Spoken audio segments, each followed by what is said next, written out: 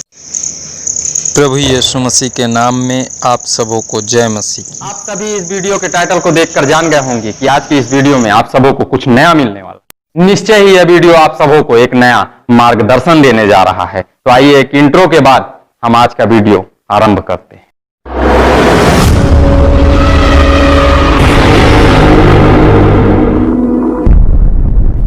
आइए आज के अध्ययन को भी आगे बढ़ाने से पूर्व हम परम प्रधान प्रभु परमेश्वर से प्रार्थना करें कि इस अध्ययन को समझने की बुद्धि हम में से प्रत्येक को परम प्रधान प्रभु परमेश्वर दे। आइए हम प्रार्थना करें। धन्यवाद सर्वशक्तिमान पिता परमेश्वर, हे राजाओं के राजा प्रभु के प्रभु यीशु मसीह, जब आज के दिन में आप हमें कोरोना के साथ जीवन जीने का तरीका सिखाने वाले हैं, प्रभु हम में से प्रत्येक को बुद्धि दीजिए कि हम सभी इस अध्ययन को अच्छी तरह सीख सकें और प्रभु आपकी महिमा के लिए इस्तेमाल कर सकें। हम जानते हैं तो हमारी प्रार्थनाओं को सुनता है, इसलिए हम पूरे विश्वास के साथ इस प्रार्थना को मसीह यीशु के नाम से मांगते हैं, आमीन। मेरे प्रियो, आप सभी जानते हैं कि मैं एक पास्टर का मुख्य कार्य होता है अपने लोगों की आत्मिक अगुवाई करना। इस कार्य को निरंतर करते रहने के लिए, इस कार्य को निरंतर चलाते रहने के लिए हम पास्टरों को अपने घरों से बाहर निकलना अत्यंत अनिवार्य होता है। हम पास्टरों को निरंतर आराधनाएं भी करवाना है ताकि हमारे लोगों पर संसारिकता हावी न होने पाए। हमें अपने लोगों को निरंतर अध्यात्म में जोड़े रहना हम पास्टरों की जिम्मेदारी है। हम पास्टरों का दूसरा मुख्य कार्य होता है अपने लोगों के घरों में जाकर उनके सुख दुख को जानना, उनकी समस्याओं को जानना, वचनों के आधार पर निरंतर उनकी आत्मिक अगुवाई करना। वचनों के आधार पर हमें निरंतर उन्हें आगे बढ़ाते रहना और उनके लिए प्रार्थनाएं करना। उनके घरों की कामयाबी के लिए हम सबों को निरंतर अपने लोगों के घरों में जाना अत्यंत अनिवार्य होता है। पास्टरों के इन प्रमुख कार्यों को करने के लिए हम इन लोगों से मिलना अत्यंत आवश्यक है। लॉकडाउन होते ही लोगों से मिलना जुलना बंद हो गया, चर्च भवन बंद हो गया। पर जैसे ही लॉकडाउन में नरमी आई, लोगों के मनों में यह भावना आई कि अब हम अपने लोगों से मिलजुल सकते हैं, अब हम अपने लोगों से के लिए उनके घरों में जाकर प्रार्थनाएं कर सकते हैं। मेरे प्रिय, लॉकडाउन में नरमी तो आ गई, पर कोरोना के बढ़ते हुए प्रकोप को देखकर, कोरोना के बढ़ते हुए प्रभाव को देखकर हम पास्टरों के सामने एक प्रश्न, जो कि बहुत बड़ा प्रश्न था, आकर खड़ा हो गया। और वह प्रश्न था कि अब हम क्या करें, कैसे अपने लोगों की अगुवाई करें, कैसे हम उनके घरों में जाएं। मेरे प्रियो, कोरोना एक खतरनाक वायरस है, आप सभी जानते हैं। हमें प्रभु यीशु मसीह ने जीवन का सुसमाचार बांटने के लिए चुना है। यदि हम किसी के घर जाते हैं और यदि हमारे साथ में कोरोना चल देता है, तो निश्चय मेरे प्रियो, हमें जीवन का सुसमाचार सुनाने के लिए परमेश्वर ने चुना है, लेकिन हम उसके घर में मृत्यु पहुंचा सकते हैं। हम सब पास्टरों के लिए अत्यंत ही मुश्किल था कि अब हम किस प्रकार से अपने लोगों की आत्मिक अगुवाई करें। मेरे प्रियो, यदि हमारे द्वारा किसी के घर में कोई समस्या आती है, तो हम पास्टर अपने आप को कभी भी क्षमा नहीं कर पाएंगे। यह कोरोना हम सबों के लिए एक बड़ी चुनौती लेके खड़ा है। कई लोगों ने इस चुनौती को बहुत हल्के में ले लिया और अपने कार्यों को प्रारंभ कर दिया। लोगों के घरों में आने जाने लगे, लोगों से मिलने जुलने लगे, लोगों की आत्मिक विकास के लिए प्रार्थनाएं करना प्रारंभ कर दिए। प्रभु का धन्यवाद हो कि अभी तक किसी भी प्रकार के अनिष्ट घटनाओं की जानकारी मुझे नहीं मिली है, और प्रभु आगे भी ऐसी अनिष्ट घटनाएं न घटने दे, मैं प्रभु से यही प्रार्थना करता हूं। पर मेरे प्रियो, यदि धर्मशास्त्र बाइबल के अनुसार से देखा जाए तो यह गलत है, क्योंकि हम अपने राजा की बातों का इंकार कर रहे हैं, हम परमेश्वर की बातों का इंकार कर रहे हैं। कहीं ना कहीं से हम भी पाप कर रहे हैं। आप सभी जानते हैं मैं अन्य जाति परिवार से आया हूँ, मेरे आगे पीछे कोई इतिहास नहीं है। मेरे प्रियो, कल के दिन में कोई मुझे गलत ना बोल सके, कल के दिन में किसी भी प्रकार से प्रभु यीशु मसीह के नाम की निंदा ना हो, इसलिए मैंने इस कार्य को करने से अपने आप को इनकार कर दिया। पर उसी बीच एक बात मैंने सुनी, और वो बात ये थी कि मुझे सुनने में आया कि पास्टर अमित डरपोक है, वो अपने घर से नहीं निकल रहा है, उसे प्रभु यीशु मसीह पर विश्वास नहीं है, वो प्रभु की शक्ति पे यकीन नहीं करता, और इसीलिए वो अपने घर में छुप कर बैठा हुआ है। जैसे ही मैंने इस बात को सुना, मेरे हृदय में अत्यंत दुख आया, क्योंकि मेरे प्रियो, मैं संपूर्ण अपनी कलीसिया को अपना परिवार मानता हूँ। अपने परिवार का मैं किसी भी प्रकार का अनिष्ट नहीं चाहता था। मैं प्रभु परमेश्वर के समक्ष आया, आकर प्रार्थनाएं किया। प्रभु, मेरे दिल की सच्चाई को आप स्वयं जानते हैं। हे पिता परमेश्वर, मैं अपने परिवार को किसी भी प्रकार से परेशान नहीं करना चाहता, लेकिन ऐसी बातें मेरे सामने आ रही है। क्या मैं प्रभु गलत कर रहा हूँ? पिता, कृपया कर मुझे मार्ग दिखाइए। और उसके बाद मेरी प्रार्थनाओं का जो जवाब परमेश्वर ने दिया, आज उसी जवाब को आप सबों के पास पहुंचाने जा रहा हूं। और मेरी आशा है कि यह जवाब एक ऐसा जवाब है, इस जवाब के द्वारा आप भी कोरोना के साथ आसान जीवन जी सकेंगे। कोरोना आपके चलते हुए कार्यों को देखकर, कोरोना आपके बढ़ते हुए कदम को देखकर निश्चय और निश्चय हार जाएगा। निश्चय और निश्चय उसे इस जगह को छोड़ना पड़ेगा। हमारे भारत देश का हित होगा। मेरे आज की इस वीडियो को कृपया करके आप अंत तक अवश्य देखें, क्योंकि यह वीडियो आप सबों के लिए अत्यंत उपयोगी होने वाला है। सदैव की भांति इस बार भी प्रभु यीशु मसीह ने मुझे जवाब बाइबल से ही दिया। बाइबल में नीति वचन 3 अध्याय के 5 पद में एक बात लिखी हुई है, जिस बात के द्वारा प्रभु यीशु मसीह ने मुझसे बात की। सर्वप्रथम प्रभु परमेश्वर ने मुझे डांटा। हाँ मेरे प्रियो, मुझसे गलती हुई थी कि मैं बाइबल की बातों पे विश्वास न करके अपनी सोच पे विश्वास करने लगा था और अपने सोच के आधार पर चलने लगा था। लेकिन हमारा प्रभु महान है, अत्यंत बुद्धिमान है। वह हमें एक अलग प्रकार का, एक अद्भुत मार्ग दिखाना चाहता है। मेरे प्रियो, उसने जो मार्ग दिखाया, आज उसी मार्ग को हम सब जानने जा रहे हैं। मेरे प्रियो, मैं चाहता हूं कि आप में से कोई भी मेरी तरह गलती ना करें। जब समस्याएं गहराई हो, जब परिस्थितियां प्रतिकूल हो, आप परमेश्वर के समक्ष बैठें, खुदा के कलाम से आप पूछें। मेरे प्रियो, आपको परमेश्वर एक अच्छा जवाब देगा, जो जवाब आपके जीवनों के लिए अत्यंत उपयोगी होगा। रहीम जी का एक दोहा है, संगति ऐसी कीजिए जो गंधी की बास, गंधी कुछ दे नहीं तो भी बात सुबास।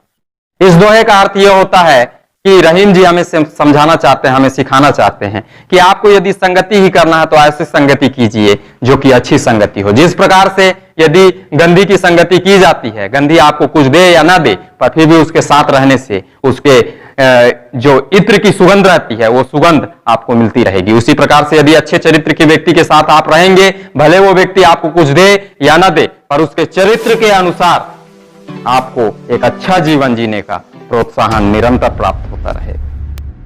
यदि एक शराबी की संगति की जाए तो शराब पीने का प्रोत्साहन आपको मिलेगा। व्यभिचारी की संगति की जाए तो व्यभिचार करने का प्रोत्साहन आपको मिलेगा। बुरे लोगों की संगति में जब कोई बुद्धिमान व्यक्ति जाता है तो उसकी संगति को तुरंत पहचान जाता है, उसके प्रोत्साहन का वो इनकार करता है। परंतु जब भोले लोग उनकी संगति में जाते हैं मेरे प्रियो, तो वे आगे बढ़कर दंड उठाते हैं और उनके प्रोत्साहन को वो समझ नहीं पाते हैं। यह बात समझाने के पीछे मेरा यह उद्देश्य है कि आप में से प्रत्येक लोग बुद्धिमान है, तो आपको ऐसे बुरे प्रोत्साहनों का इनकार करना ही होगा। आपको स्वयं के जीवन को विनाश से स्वयं ही बचाना होगा। और इन बुरे प्रोत्साहनों को आप स्वयं से नहीं समझ सकते, प्रभु परमेश्वर ही आपको समझा सकता है कौन सा प्रोत्साहन बुरा है और कौन सा प्रोत्साहन अच्छा है। आप सभी ज्ञानी और बुद्धिमान हो, आप सभी जानते हो कि कोरोना वायरस कितना घातक है। आप सभी प्रतिदिन news channel, WhatsApp, Facebook, social साइटों में इन बातों को पा रहे होंगे कि यह कोरोना वायरस इतना घातक है कि इसका कोई भी इलाज नहीं है, इसका कोई भी वैक्सीन आज तक बन नहीं पाया है।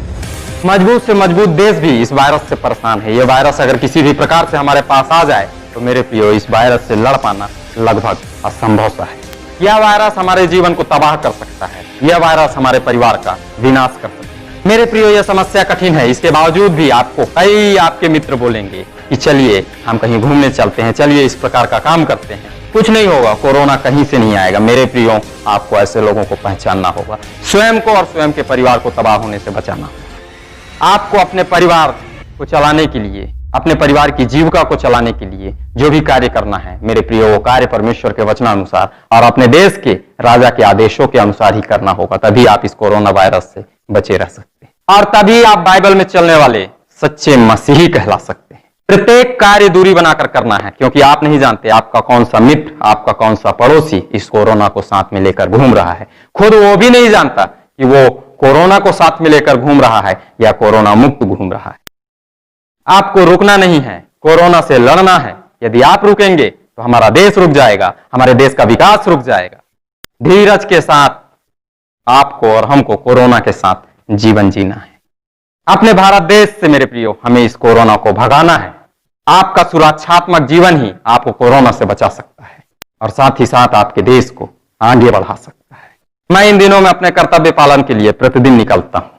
मेरे प्रियो, मैं आपको बताना चाहता हूं कि जब मैं जाता हूं तो मैं जिस घर में जाता हूं उस घर की कामयाबी के लिए प्रार्थनाएं करता हूं, सोशल डिस्टेंसिंग का ध्यान रखकर ही उस घर में बैठता हूं। और उसके बाद मेरे प्रियो, यदि रास्ते में मुझे कोई छींकने वाला या खांसने वाला व्यक्ति नहीं मिलता, यदि कोई मुझे नहीं छूता, तभी मैं किसी दूसरे घर में जाता हूं। और यदि इनमें से कोई भी घटनाएं मेरे साथ घट जाती हैं तो मेरे प्रिय, दूसरे घर में न जाकर मैं अपने घर में वापस आ जाता हूं। पूरी सुरक्षा के साथ मैं बाहर अपने वस्त्रों को उतार कर वाश के लिए डाल देता हूं। स्वयं भी मैं स्नान करता हूं, उसके बाद ही मैं अपने घर परिवार या अपने बच्चों को हाथ लगाता हूं।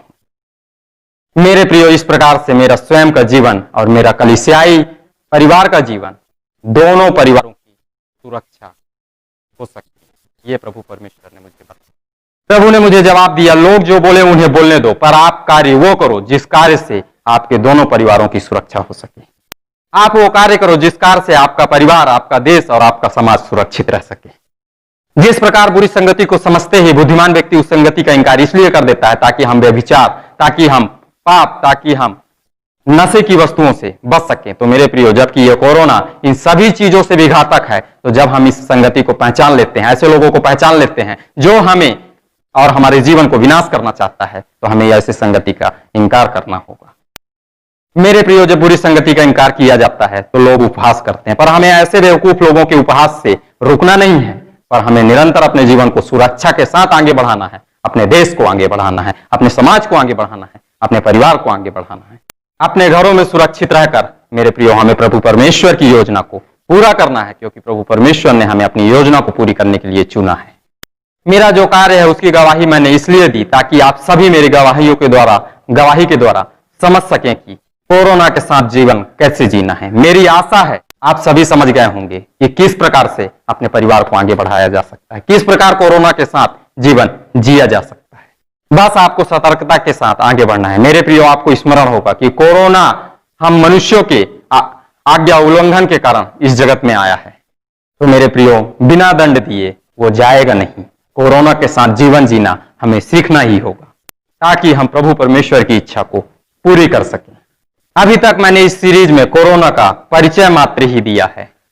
अब आगे जो अध्ययन आप करेंगे उन अध्ययनों में मैं बताऊंगा कि कोरोना के पीछे प्रभु परमेश्वर की क्या इच्छा है, प्रभु परमेश्वर की क्या योजना है, वह कैसे मनुष्य जाति को दंड देना चाहता है और वह कैसे मनुष्यों के ऊपर अनुग्रह करना चाहता है। इन सारी बातों को आप इस सीरीज में सीख पाएंगे। मैं आपका भाई Amit Kumar Agarwal the revelation of end days channel के साथ अंत के दिनों में घट रही घटनाओं की जानकारी बाइबल के आधार पर देने के लिए मैं आपके समक्ष निरंतर उपस्थित होता रहूंगा। आप हमारे चैनल से अवश्य जुड़ें। हमारे चैनल के साथ जुड़ने के लिए आप हमारे चैनल को सब्सक्राइब अवश्य करें। यदि आप इस चैनल को सब्सक्राइब करेंगे तो समय समय पर जो वीडियो हम अपलोड करते रहते हैं उसके नोटिफिकेशन आपको मिलते रहेंगे। यदि ये वीडियो आपको पसंद आता है तो इस वीडियो को लाइक अवश्य करें। यदि इस वीडियो में कुछ आपको गलत लगता है तो कमेंट करके हमें बताएं, और यदि मेरे प्रियो अच्छा लगता है तो हमारे प्रोत्साहन के लिए कमेंट करें ताकि हमारी ऊर्जा और भी अधिक बढ़ सके, हम और भी अच्छे अच्छे वीडियो को आप सबों के लिए लाकर अपलोड कर सकें ताकि जिस आपका आत्मिक और शारीरिक विकास हो सके। आप ही हैं जो हमारी इस सेवकाई को बढ़ा सकते हैं। कृपया करके मेरे प्रियो अपने मित्रों में यदि वीडियो अच्छा लगता है तो अवश्य शेयर करें। आप ही हमारे चैनल को, आप ही हमारी सेवकाई को आगे बढ़ा सकते हैं। प्रभु आप सबों को आशीष दे। आप सबों ने इस अध्ययन को सुना, आप सबों का बहुत बहुत धन्यवाद। प्रभु यीशु मसीह के नाम में आमीन।